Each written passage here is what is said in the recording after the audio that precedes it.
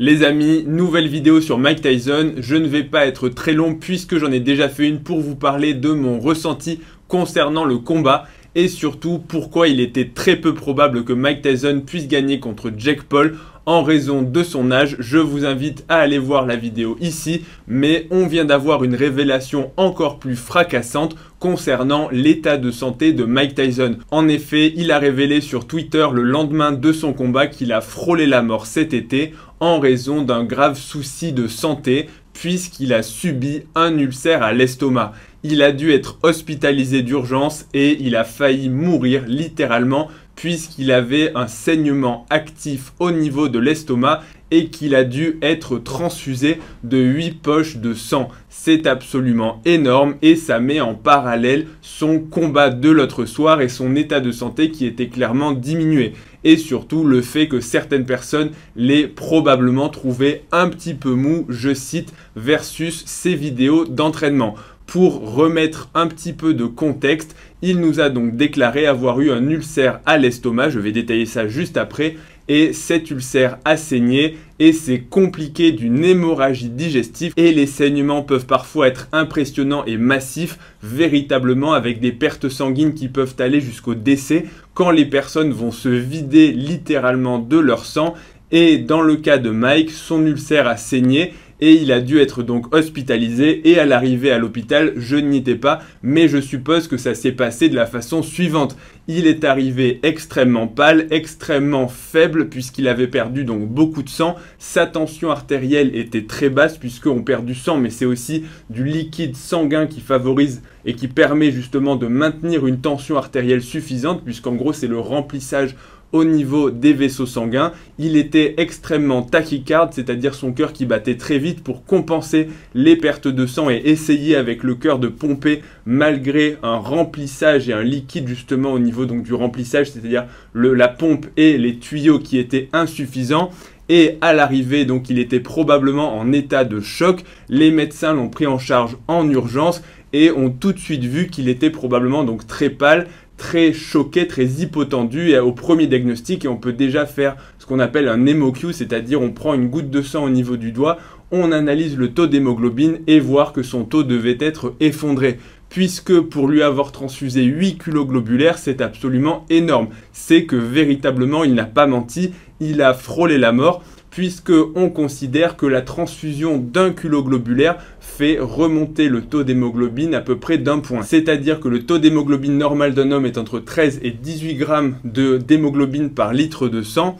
Et on considère qu'il faut une transfusion pour remonter le taux au moins à 8 grammes par litre. C'est-à-dire qu'on ne va pas transfuser parce que tu es à 12 grammes et qu'on veut te remettre à 13. Ça, c'est du traitement chronique, on va traiter surtout la cause. Mais dans l'urgence, quand il y a beaucoup de sang qui a été perdu, il faut remettre en gros à 8 grammes, 9 grammes de sang, d'hémoglobine par litre de sang, puisque c'est ce qui permet véritablement de récupérer et de traiter la cause du choc. Donc en pratique, ça veut dire que si on l'a transfusé de 8 kg, on a fait remonter de 8 points, alors certainement qu'il n'était pas à 0, sinon on serait mort, mais parfois certains patients peuvent descendre à 4, voire même parfois 3 grammes et demi, 3 grammes de sang, c'est absolument catastrophique. Ça veut dire que littéralement les pertes sanguines sont telles que le sang, il y a quasiment plus de sang. C'est en gros presque, enfin c'est schématique, mais c'est quasiment de l'eau, hein, c'est du liquide un petit peu rosé parce que le sang est extrêmement dilué. Donc c'est ce qu'on fait en transfuse de façon massive.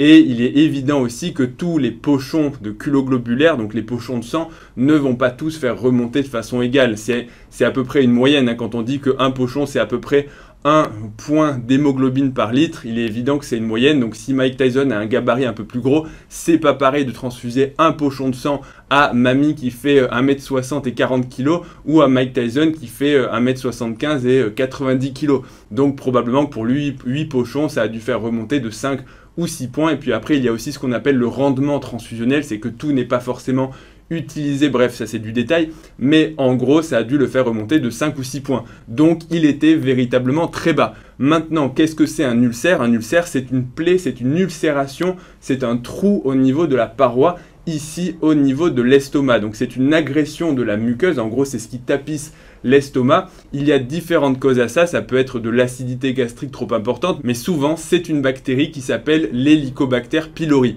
On peut être infecté Et parfois, l'infection va donc se manifester par donc, de l'acidité et puis des ulcères qui vont venir creuser progressivement. Le plus souvent, les ulcères vont simplement, entre guillemets, simplement donner des douleurs au niveau de l'estomac, des douleurs qui peuvent être variables, en gros rythmées par les repas, mais parfois ça donne véritablement des tableaux qui ne préviennent pas vraiment et se manifestent d'emblée par une hémorragie digestive ou plus rarement une perforation quand l'ulcère se creuse jusqu'à trouer la paroi de l'estomac. Et donc ce sont des tableaux extrêmement graves. Donc l'ulcère, c'est une maladie qui est grave, qui peut tuer.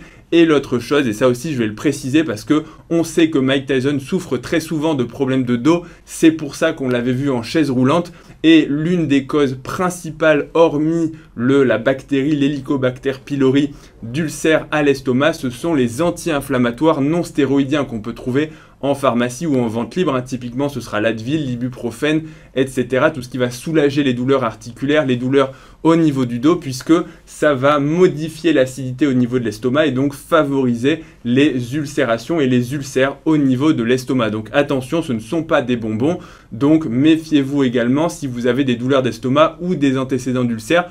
On ne joue pas avec les anti-inflammatoires non stéroïdiens, même si je sais que quand on les prend, c'est déjà en général qu'on a des douleurs au niveau de X ou Y, une articulation, le dos ou autre, et donc on ne les prend pas par plaisir, mais il faut bien peser le bénéfice-risque. Bref, est-ce que donc Mike Tyson a exagéré? La réponse c'est non. Très clairement, quand on lit son récit, il a frôlé la mort. Il a également, de ce qu'il dit, perdu 25 pounds, soit quasiment un peu plus de 10 kilos. Donc il a perdu du muscle, il a perdu de la forme physique, il a dû se réadapter. Et donc très clairement, c'est encore plus évident aujourd'hui qu'il n'était pas à son top niveau, ou en tout cas de ce qu'il aurait pu être malgré son âge. Donc en plus, il y avait l'âge, etc.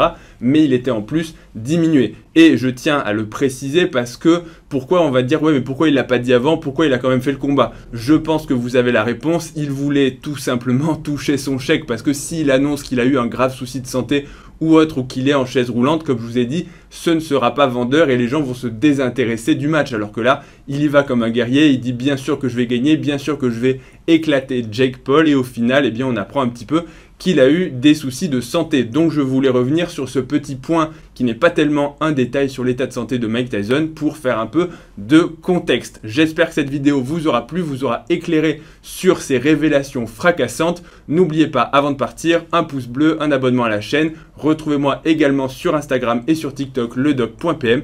Et je vous dis à bientôt pour la prochaine vidéo. Salut à tous.